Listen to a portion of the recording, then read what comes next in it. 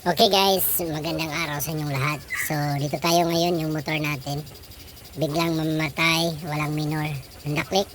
So 100,000, 120,000 odo po ito. 120,000 odo po yung click natin.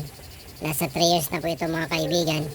At wala nang ibang paraan, pare-reset na lang yung ECU. Dahil nagpa-total valve cleaning po tayo.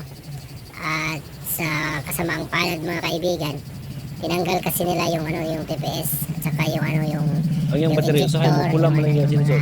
parts ng total Pag valve. isa na ng battery. So ngayon, mangyari Pag-light mo siguro niya. pagkabit uli ay wala nang minor at saka biglang namamatay. So ngayon mga kaibigan, wala nang ibang paraan.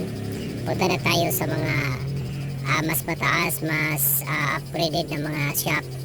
At dito mga kaibigan, pinareset lang yung ECU at pagkatapos maganda na din o bumalik na din sa dati itong kondisyon ng motor natin mga kaibigan. So payo ko sa inyo, merong mga motor, may Honda Click at saka naka-FI dyan.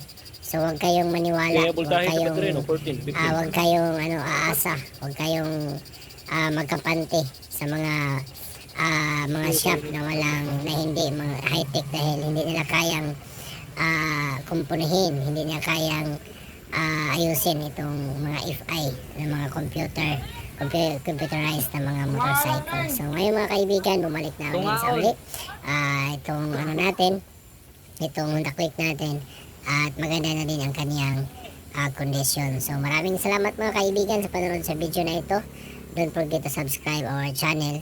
Reset lang pala yung katapat nito mga kaibigan para bumalik sa dati ang kanyang minor.